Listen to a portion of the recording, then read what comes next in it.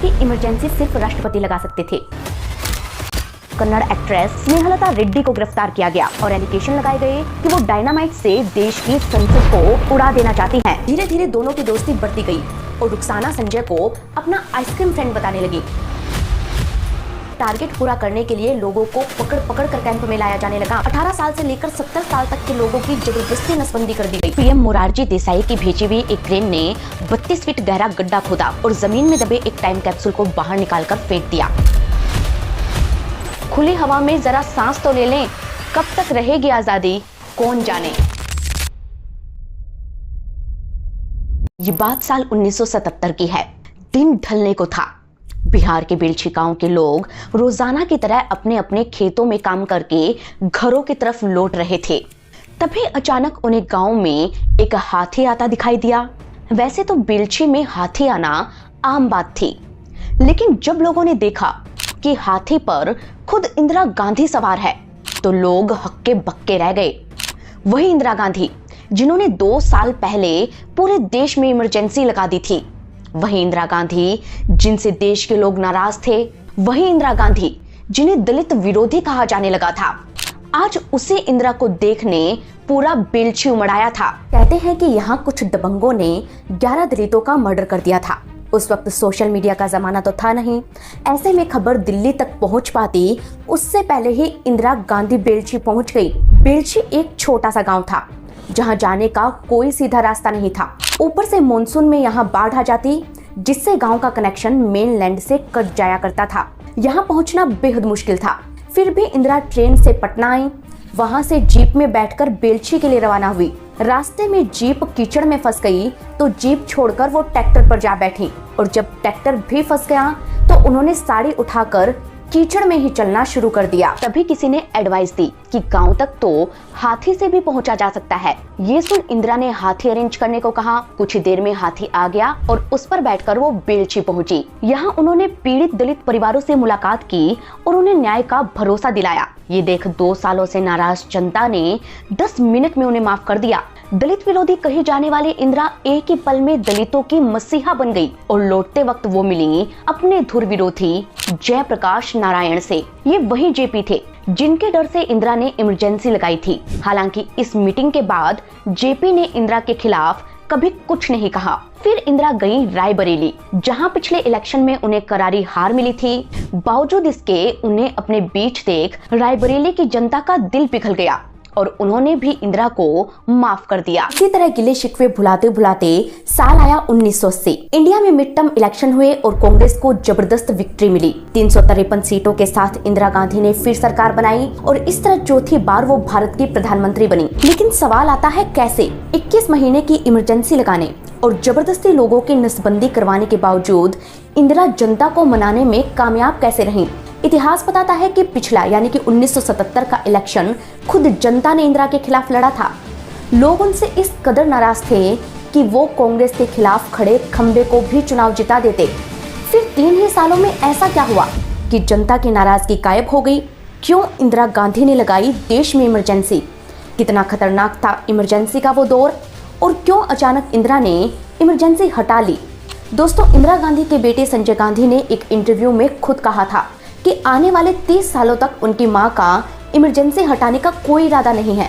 लेकिन इंदिरा ने इमरजेंसी हटाई भी, इलेक्शन भी हारा, विपक्ष में भी बैठी और कमबैक भी किया। कैसे मनाया इंदिरा ने नाराज जनता को और क्या थी उनके कमबैक की कहानी?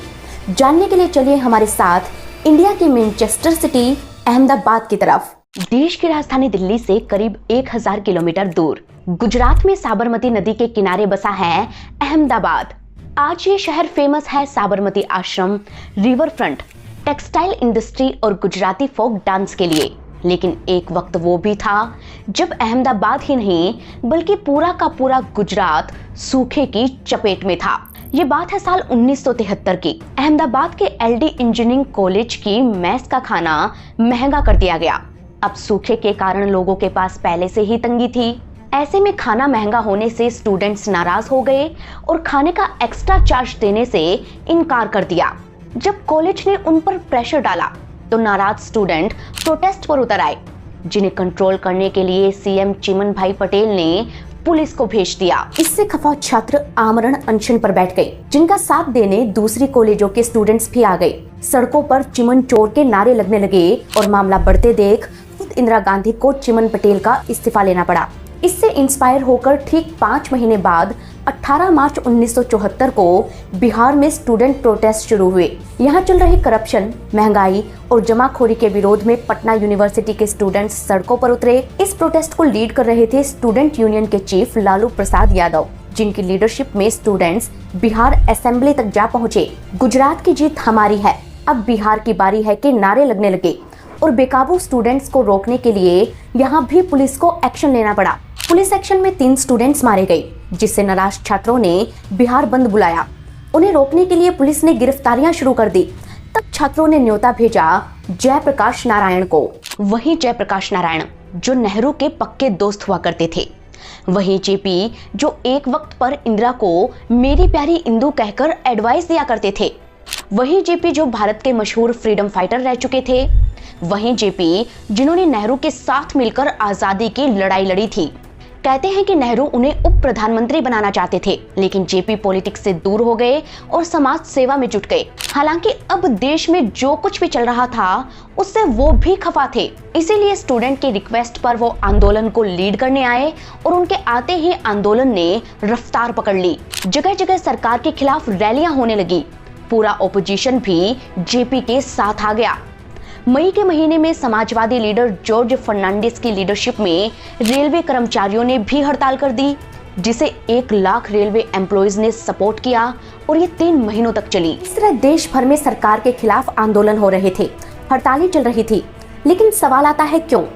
क्या किया था सरकार ने ऐसा? इसका जवाब हमें थोड़ा और पीछे जाकर मिलेगा। हुआ यूं कि 1971 में इंदिरा गांधी ने गरीबी हटाओ का नारा देकर चुनाव जीता। उन्होंने रायबरेली से विपक्ष के नेता राजनारायण को 70,000 वोटों से हराया था। उनके प्राइम मिनिस्टर बनते ही बांग्लादेश लिबरेशन वॉर शुरू हुआ, जिसमें जीत भारत को मिली। इस जीत का सहरा भी इंदिरा के सर बंधा और उनकी पॉपुलैरिटी बढ़ती गई। 1972 में उन्होंने पंजाब, हरियाणा और बिहार में सरकार का टेन्योर पूरा होने से पहले ही असेंबली इलेक्शन करवा दिए और यहाँ पर भी कांग्रेस को जीत मिली। कहते हैं कि इसी साल राजस्थान, मध्य प्रदेश, महाराष्ट्र और कर्नाटक में भी इलेक्शन हुए और यहाँ भी कांग्रेस की ही सरकार बनी। अब तमिलनाडु को छोड़कर हर एक स्टेट में कांग्रेस की गवर्नमेंट थी। इसीलिए इंदिरा को लगने लगा कि वो जो चाहे फैसला ले सकती हैं, क्योंकि अब उन्हें रोकने वाला कोई नहीं था। पहला फैसला उन्होंने बैंकों के नेशनलाइजेशन का लिया और दूसरा था राजघरानों के प्रीवी पर्स को खत्म करने का। सरकार चाहती थी कि बैंकों का फायदा गरीबों को भी मिले, लेकिन इससे बैंकों के स्टेक होल्डर्स का नुकसान होता, इसलिए वो सीधा कोर्ट पहुंच गए। इधर प्रीवी पर्स मिलता था उन रजवाड़ों को जो आजादी के बाद भारत में शामिल हुए थे। इसके बंद होने से नाराज रॉयल फैमिलीज भी कोर्ट पहुंची और दोनों ही मामलों में कोर्ट ने सरकार का फैसला बदल दिया। इससे कोर्ट और इंदिरा गांधी के बीच एक टसल शुरू हो गया और अपने फैसले अप्लाई करने के लिए इंदिरा को संविधान में बदलाव करने पड़े। अप्रैल 1972 में सरकार एक और बिल लेकर आई, जिसमें लिखा था कि किसी भी प्राइवेट प्रॉपर्टी को अगर सरकारी काम के लिए जब्त किया जाता है तो मुआवजा क्या होगा ये सरकार ही तय करेगी और इसमें कोर्ट किसी भी तरह का इंटरफेयर नहीं कर सकेंगे। सरकार के इस ऑर्डर को भी कोर्ट में चैलेंज मिला और इसका लैंडमार्क बना केशवानंद भारती केस। हुआ यूं कि केरल में भारती का मठ था, जिसकी 400 एकड़ में से 300 एकड़ जमीन सरकार ने खेती करने के लिए जनता को दे दी। भारती इस फैसले के खिलाफ सुप्रीम कोर्ट गए, जहां पहली बार 13 जजेस की बेंच ने फैसला सुनाया।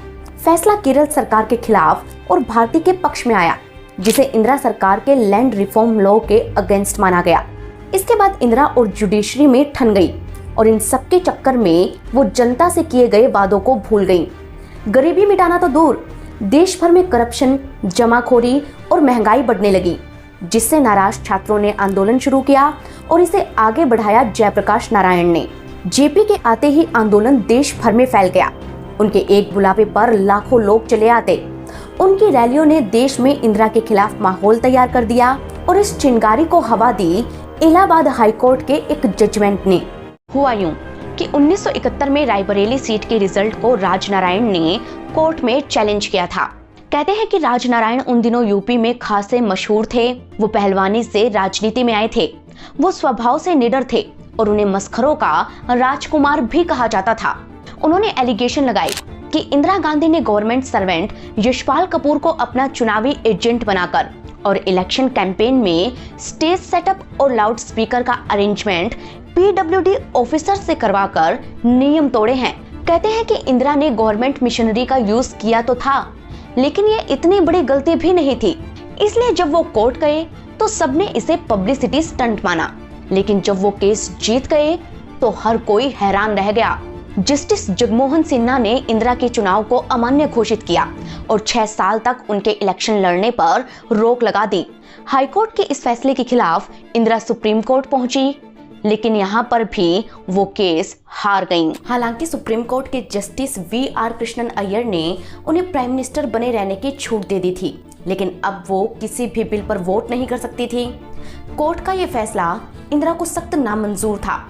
इधर दिल्ली के रामलीला मैदान में हुई रैली ने उनकी टेंशन और बढ़ा दी। कहते हैं कि 25 जून 1975 को जेपी ने दिल्ली में रैली की, जिसमें 5 लाख लोग आए।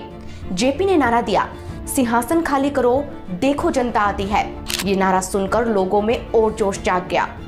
अब एक तरफ जनता का गुस्सा और दूसरी तरफ कोर्ट का फैसला। इंदिरा को ये डर लगने लगा कि इन सब का फायदा उठाकर कहीं सीआईए उनका तख्ता पलट ना करवा दे। अमेरिका की इस खुफिया एजेंसी ने कुछ वक्त पहले ही चिली में भी तख्ता पलट करवाया था। कहते हैं कि American president Richard Nixon Indira को पसंद नहीं करते थे, इसीलिए सीआईए उनका भी तख्ता पलट करवा सकती थी। ऐसा ना हो, इसलिए इंदिरा गांधी ने रिजाइन करना ही बेहतर समझा। उन्होंने अपना इस्तीफा टाइप भी कर लिया था कि तभी कहानी में एक और ट्विस्ट आता है।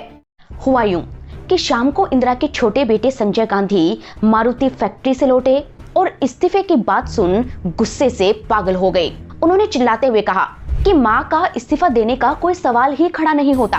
आज जो वफादारी की कस्में खा रहे हैं, सत्ता हाथ आते ही वो पीठ में छुरा भोंक देंगे। लेकिन इंदिरा तब भी नहीं मानी और मशविरा करने के लिए उन्होंने अपने खासम खास बाबू जगजीवन राम को बुलाया। जगजीवन राम उनसे बोले कि मैडम, आप इस्तीफा ना दे और अगर दे ही रही हैं तो आपके उत्तराधिकारी का चुनाव हम पर छोड़ दीजिए। ये सुनकर इंदिरा को संजय की बात याद आ गई। वो समझ गई कि एक बार रिजाइन किया तो कमबैक का कोई चांस नहीं है, इसलिए उन्होंने इस्तीफा नहीं दिया और बंगाल के सीएम सिद्धार्थ शंकर राय को बुलाकर उनसे पूछा कि आगे क्या करना चाहिए। राय कॉन्स्टिट्यूशन के अच्छे जानकार थे। उन्होंने इंदिरा को बताया कि आर्टिकल 352 के तहत वो देश में इमरजेंसी लगा सकती हैं। इमरजेंसी के वक्त सारा पावर सेंट्रल गवर्नमेंट के हाथों में होता है, इसलिए ये ख्याल इंदिरा और संजय दोनों को पसंद आया। हालांकि इमरजेंसी सिर्फ राष्ट्रपति लगा सकते थे, इसलिए इंदिरा पहुंची प्रेसिडेंट फखरुद्दीन अली अहमद के पास। इंदिरा और राय ने उन्हें पूरी बात समझाई और उनके कहने पर राष्ट्रपति ने सारे पेपर्स पर सिग्नेचर कर दिए। यानी रातों रात इमरजेंसी लग गई और देश के लोगों को पता तक नहीं चला। सुबह 3 बजे तक इंदिरा स्पीच तैयार करती रहीं। वहीं उनके पीए आर.के. धवन और संजय गांधी ने उन लोगों की लिस्ट तैयार की जिन्हें अरेस्ट करवाना था। सुबह 6 बजे इंदिरा ने कैबिनेट की मीटिंग बुलाकर मंत्रियों को इमरजेंसी के बारे में बताया। 8 बजे उन्होंने ऑल इंडिया रेडियो पर स्पीच देकर जनता को इस बारे में बताया और फिर शुरू हुआ वो तांडव जो 21 महीनों तक चलता रहा। इंदिरा अपने विरोधियों को सबक सिखाना चाहती थी, इसलिए शाम होते ही सबसे पहले बहादुर शाह जफर मार्ग की बिजली काट दी गई ताकि न्यूज़पेपर प्रिंट ना हो पाए। सरकार के खिलाफ आंदोलन कर रहे लोगों को आधी रात में ही कहीं और ले जाया जाने लगा। उनके लीडर जयप्रकाश नारायण को अरेस्ट कर लिया गया। फिर बारी आई मोरारजी देसाई, अटल बिहारी वाजपेयी, लाल कृष्ण आडवाणी जैसे ओपोजिशन लीडर्स की। इन्हें भी जेल में ठूस दिया गया और इनके बाद पुलिस उन लोगों को खोजने लगी जो सरकार के खिलाफ अलग अलग प्रोटेस्ट को लीड कर रहे थे। पहला नंबर था रेलवे स्ट्राइक को लीड करने वाले जॉर्ज फर्नांडिस का, लेकिन जॉर्ज को इसकी भनक लग गई और वो रातों रात अंडरग्राउंड हो गए। उनका पता लगाने के लिए उनकी फ्रेंड और कन्नड़ एक्ट्रेस स्नेहलता रेड्डी को गिरफ्तार किया गया और एलिगेशन लगाए गए कि वो डायनामाइट से देश की संसद को उड़ाना चाहती थी। हालांकि चार्ज एक भी साबित नहीं हुआ, लेकिन maintenance of internal security act के तहत उन्हें जेल भेज दिया गया। जर्नलिस्ट कुलदीप नैयर अपनी किताब में लिखते हैं कि स्नेहलता को जेल की छोटी सी कोठरी में रखा गया, जिसमें वॉशरूम के नाम पर बस एक सुराख था। रात में उन्हें फर्श पर सोना पड़ता था। जेल में उन्हें इतना टॉर्चर किया जाता था कि अगले बैरक में बंद अटल बिहारी वाजपेयी और लालकृष्ण आडवाणी को उनकी चीखें साफ सुनाई देती थीं। 8 महीनों तक स्नेहलता एक फेक केस के लिए जेल में रहीं। वहीं राजमाता विजयाराजे सिंधिया को दिल्ली की तिहाड़ जेल भेजा गया। महारानी गायत्री देवी को सिर्फ इसलिए अरेस्ट कर लिया गया क्योंकि उनके पर्स में $70 थे।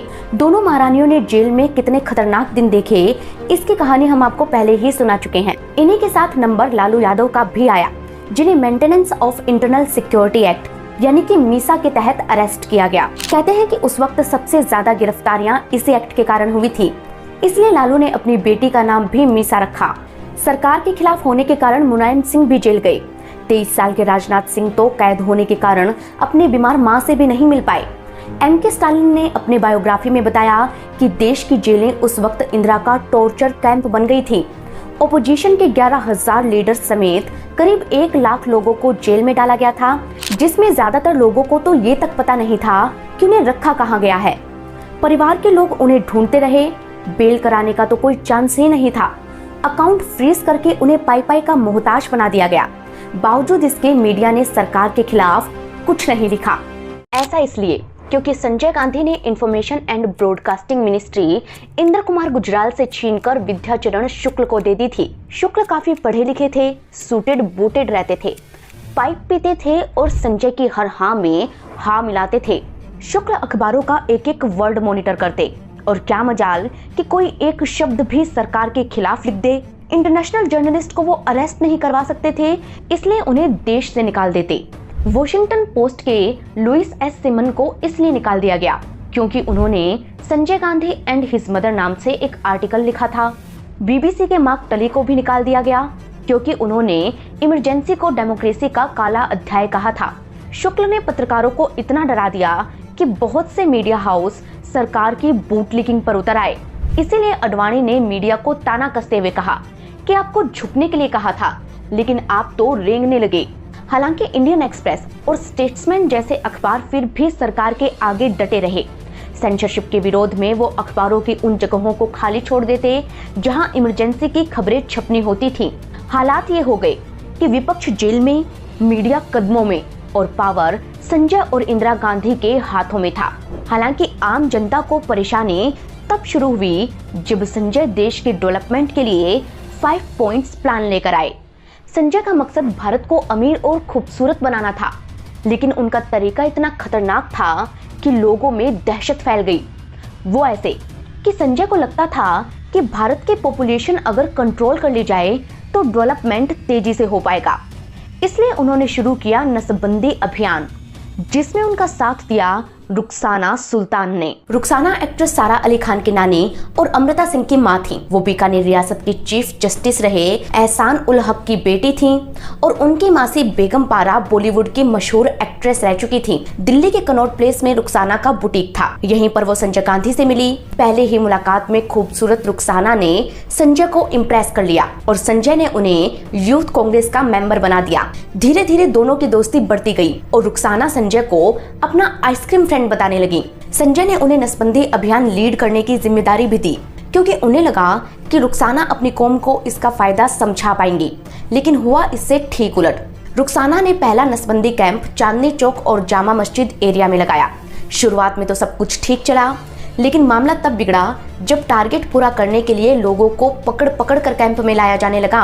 18 साल से लेकर 70 साल तक के लोगों की जबरदस्ती नसबंदी कर दी गई, जिससे परेशान लोगों ने इंदिरा गांधी से शिकायत की, लेकिन संजय ने रुखसाना को रुकने नहीं दिया।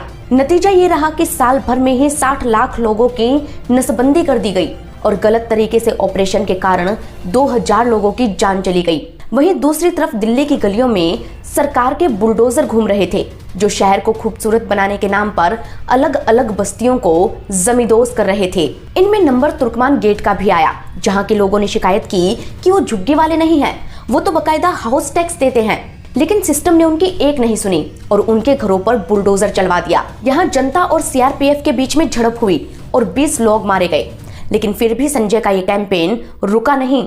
माने जनता परेशान थी, लेकिन पुलिस का पूरा ध्यान इंदिरा के विरोधी नेताओं को पकड़ने पर था। 1976 में ही कई महीनों से भेष बदलकर घूम रहे जॉर्ज फर्नांडिस को भी पकड़ लिया गया। उन्हें हथकड़ियां और सलाखें पहनाकर जिस तरह से दिल्ली लाया गया, उसकी तस्वीर मीडिया में वायरल हो गई, जो इमरजेंसी के विरोध का सबसे बड़ा सिंबल बनी। कहते हैं कि पुलिस का प्लान तो जॉर्ज के एनकाउंटर का था, लेकिन इंटरनेशनल प्रेशर के कारण उनकी जान बच गई और उन्हें अरेस्ट करके जेल भेज दिया गया। 21 महीनों तक ये इमरजेंसी चलती रही। देश के हालात जस के तस बने रहे और लोगों को लगने लगा कि अब कभी भी चुनाव होंगे ही नहीं।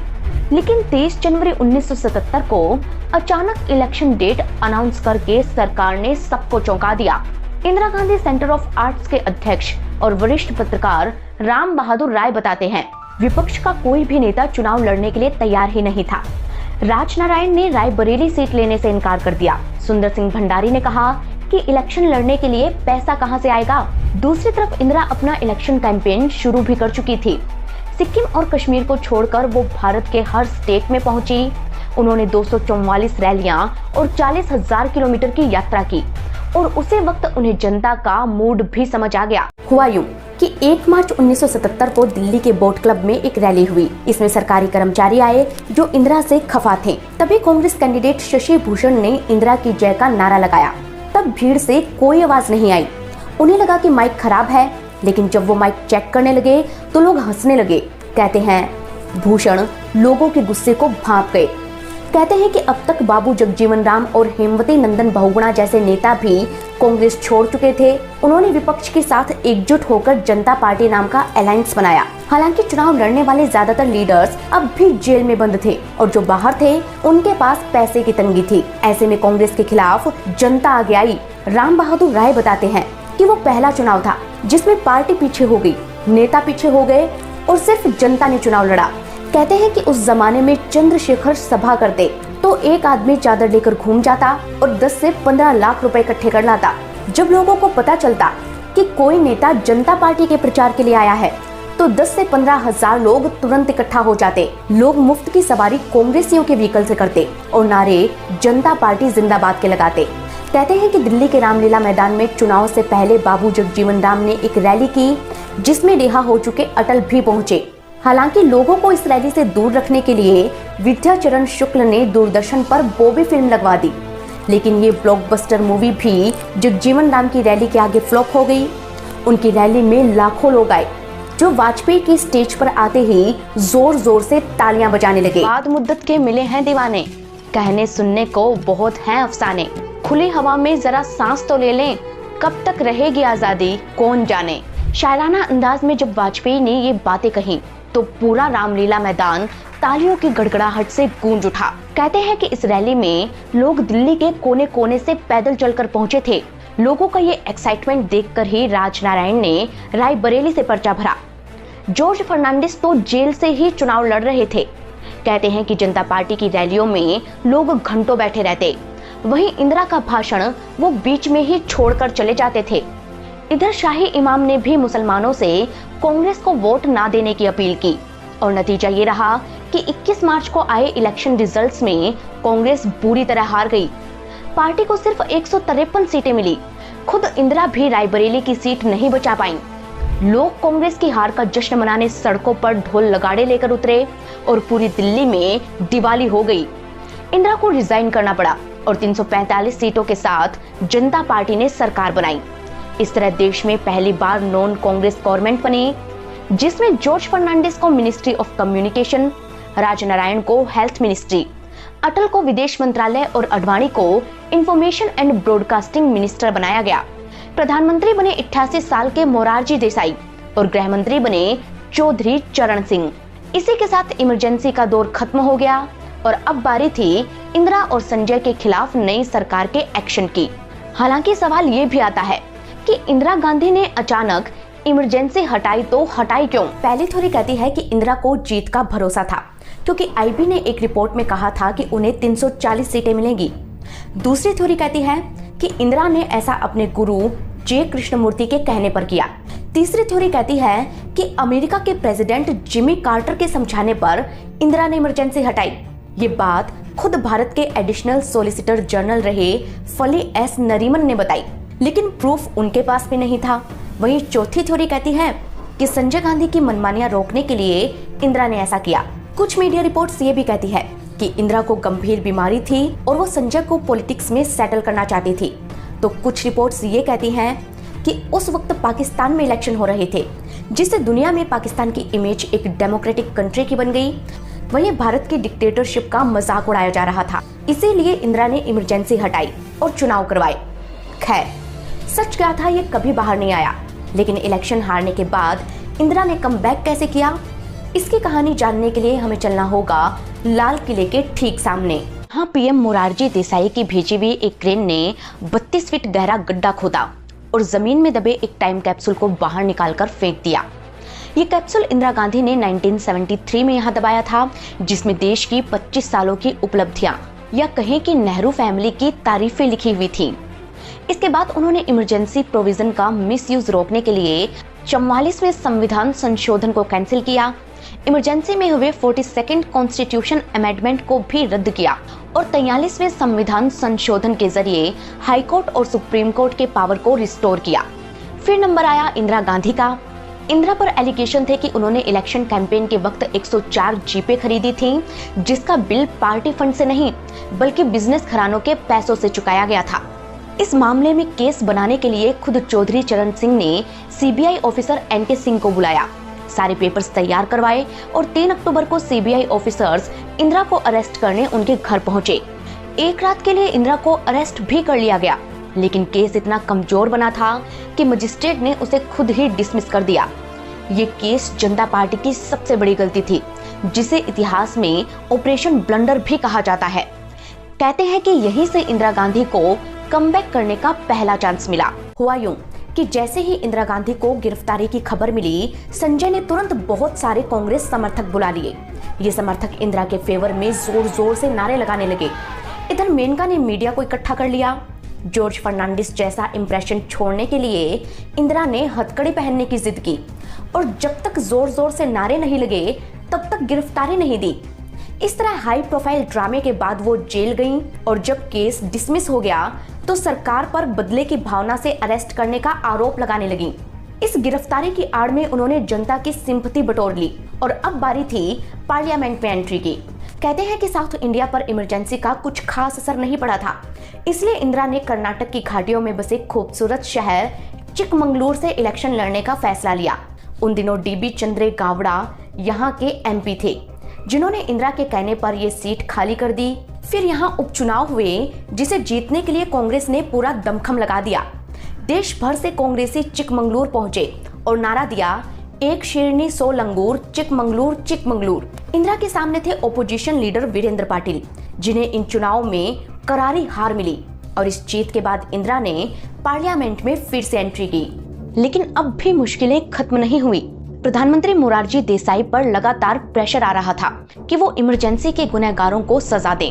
तब इंदिरा गांधी पर ब्रीच ऑफ पार्लियामेंट्री प्रिविलेज यानी कि अपनी ताकत का गलत फायदा उठाने के एलिगेशन लगे और 19 दिसंबर 1978 को उन्हें पार्लियामेंट से सस्पेंड कर दिया गया। इसी के साथ इंदिरा को जेल भेजने का प्रस्ताव पारित हुआ, लेकिन इंदिरा थी कि टस से मस नहीं हुई। रात के 8:30 बजे तक वो संसद में ही बैठी रहीं और पुलिस उनके बाहर आने का इंतजार करती रही। थक हार कर लोकसभा स्पीकर को उन्हें अरेस्ट करने का ऑर्डर देना पड़ा। तब सीबीआई ऑफिसर एनके सिंह अंदर आए और इंदिरा को अपने साथ चलने के लिए कहा। इंदिरा चुपचाप खड़ी हुई और उसी तरह संसद से बाहर निकली जैसे वो बतौर प्रधानमंत्री निकला करती थी। इसके बाद उन्हें सीधे तिहाड़ जेल ले जाया गया, जहां वो 7 दिनों तक रहीं। इंदिरा के साथ संजय को भी अरेस्ट किया गया था, जिसके विरोध में कांग्रेस कार्यकर्ता सड़कों पर उतर आए। उन्होंने जगह जगह रैलियां की, प्रदर्शन किए। इतना ही नहीं, भोलानाथ पांडे और देवेंद्र पांडे यूथ कांग्रेस के इन 2 मेंबर्स ने तो प्लेन तक हाईजैक कर लिया। 20 दिसंबर 1978 लखनऊ एयरपोर्ट से इंडियन एयरलाइंस के एक प्लेन बोइंग 737 ने उड़ान भरी। इस विमान में 132 लोग सवार थे। प्लेन दिल्ली पहुंचने को था कि तभी 2 लोग खड़े हुए और कॉकपिट में घुस गए। उन्होंने अनाउंस करवाया कि प्लेन हाईजैक हो चुका है और फिर वो प्लेन को नेपाल की तरफ ले जाने लगे। उनके पास पिस्टल था, लेकिन लोग उनसे डर न जाएं, इसलिए उन्होंने स्पीच दी कि हम यूथ कांग्रेस के मेंबर हैं। इंदिरा गांधी को गिरफ्तार करके जनता पार्टी ने बदला लेने की कोशिश की है। हम गांधीवादी हैं, अहिंसा के रास्ते पर चलने वाले हैं। हम पैसेंजर्स को बिल्कुल नुकसान नहीं पहुंचाएंगे, बस हमारी मांगे पूरी होनी चाहिए। इंदिरा गांधी को रिहा करो, इंदिरा गांधी जिंदाबाद जिंदाबाद जिंदाबाद। कहते हैं कि उनकी स्पीच पर कुछ ही तालियां भी बजी, लेकिन जल्दी लोग उनके ड्रामे से परेशान हो गए। वहीं प्लेन हवा में इधर उधर भटक रहा था कि तभी पायलट ने उन्हें समझाया कि नेपाल जाने के लिए फ्यूल नहीं बचा है। बाद में प्लेन को बनारस लैंड करवाया गया, जहां सीएम राम नरेश यादव ने खुद हाईजैकर से बात की। दोनों ने डिमांड की कि इंदिरा गांधी को रिहा किया जाए, लेकिन ये तो संभव नहीं था। हालांकि तब तक कंट्रोल रूम में बैठे ऑफिसर्स ये समझ चुके थे कि दोनों हाईजैकर्स कच्चे खिलाड़ी हैं, इसलिए उन्होंने इमोशनल कार्ड खेला और उनमें से एक के पिता को एयरपोर्ट बुला लिया। जब बेटे ने बाप की आवाज सुनी तो सरेंडर के लिए तैयार हो गया। इंदिरा गांधी जिंदाबाद के नारे लगाते हुए दोनों हाईजैकर्स प्लेन से बाहर आए और बाद में पता चला कि उन्होंने नकली पिस्टल से प्लेन हाईजैक किया था। खैर, दोनों की वजह से ना सही, लेकिन 7 दिन बाद इंदिरा रिहा जरूर हो गई। और अब आया कहानी में वो ट्विस्ट जिसने सब कुछ बदल कर रख दिया। हुआ यूं कि 1979 आते आते जनता पार्टी में फूट की खबरें आने लगी।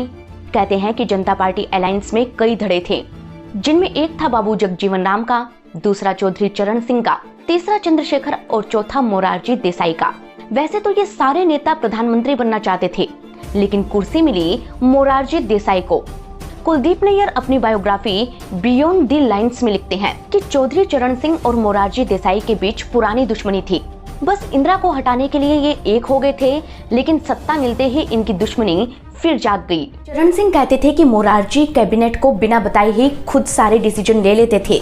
इस रवैये से नाराज चरण सिंह मोरारजी को डू नथिंग प्राइम मिनिस्टर कहते थे। रामचंद्र गुहा अपनी किताब इंडिया आफ्टर गांधी में लिखते हैं कि चरण सिंह ने मोरारजी के बेटे कांति देसाई पर कई एलिगेशन लगाए, जिससे मोरारजी भी नाराज हो गए। 1978 में उन्होंने चरण सिंह को अपने कैबिनेट से बाहर निकाल दिया। तब चरण सिंह ने सरकार के खिलाफ एक विशाल रैली की। चरण सिंह किसान नेता थे और शक्ति प्रदर्शन के लिए उन्होंने दिल्ली में लाखों लोग बुला लिए, जिससे डरकर मोरारजी को उन्हें उप प्रधानमंत्री बनाना पड़ा और साथ ही फाइनेंस मिनिस्ट्री भी देनी पड़ी। वहीं दलित वोट बैंक को साधने के लिए बाबू जगजीवन राम को भी डेप्यूटी प्राइम मिनिस्टर बनाया गया। ये पहली बार था जब देश में एक साथ दो उप प्रधानमंत्री बने थे, लेकिन चरण सिंह फिर भी नाराज रहे, जिसका फायदा उठाया इंदिरा गांधी ने। हुआ यूं कि इंदिरा ने चरण सिंह से मुलाकात कर उन्हें प्रधानमंत्री बनने का ऑफर दिया, जिसके बाद चरण सिंह ने जनता पार्टी से समर्थन वापस लेने का ऐलान कर दिया। कहते हैं कि कुलदीप नैयर ने मोरारजी से चरण सिंह को मनाने के लिए भी कहा था, लेकिन तब मोरारजी बोले कि मैं चरण सिंह को चूरण सिंह बना दूंगा, लेकिन उसे मनाऊंगा नहीं। खैर, जुलाई 1979 में चरण सिंह ने समर्थन वापस ले लिया, जिससे जनता पार्टी की सरकार गिर गई। मोरारजी को पीएम पद छोड़ना पड़ा और कांग्रेस के सपोर्ट से 28 जुलाई 1979 को चौधरी चरण सिंह देश के नए प्रधानमंत्री बन गए। यानी अब इंदिरा किंग मेकर के रोल में थी, इसलिए उन्होंने चरण सिंह पर प्रेशर बनाना शुरू किया कि वो कांग्रेस नेताओं पर चल रहे सारे मामले हटा लें। कहते हैं कि ये चार्जेस कांग्रेस लीडर्स पर इमरजेंसी के वक्त लगे थे, इसलिए चरण सिंह ने इन्हें हटाने से इनकार कर दिया। नतीजा ये रहा कि कांग्रेस ने समर्थन वापस ले लिया और 5 महीनों में ही चरण सिंह की सरकार गिर गई। 14 जनवरी 1980 को चरण सिंह के रिजाइन करने के बाद देश में कोई सरकार ही नहीं बची। किसी भी पार्टी के पास मेजोरिटी थी नहीं, इसलिए इलेक्शन कमीशन को मिड टर्म इलेक्शन करवाने पड़े और यही तो इंदिरा चाहती थी। कहते हैं कि डेमोक्रेसी में जनता की याददाश्त बड़ी कमजोर होती है। लोगों के साथ भी यही हुआ। वो इमरजेंसी को भूलकर नई सरकार के चोंचलों से परेशान थे। जनता पार्टी की फूट से देश की इकोनॉमी लड़खड़ा गई थी। महंगाई बुरी तरह बढ़ गई। सरकार के खिलाफ फिर हड़तालों का दौर शुरू हो गया और इंक्रीमेंट की मांग को लेकर गवर्नमेंट सर्वेंट्स सड़कों पर उतर आए थे। तब कांग्रेस ने उन्हें स्थायी सरकार देने का भरोसा दिया। नसबंदी का सारा दोष रुखसाना सुल्ताना के मत्थे मंडकर इंदिरा और संजय ने खुद जनता से माफी भी मांग ली। इससे पहले बेलछी और रायबरेली जाकर इंदिरा लोगों का दिल जीत ही चुकी थी, जिसके बाद जनता ने उन्हें एक और चांस दिया। 1980 में 353 सीटें जीतकर एक लैंडस्लाइड विक्ट्री के साथ इंदिरा ने कमबैक किया।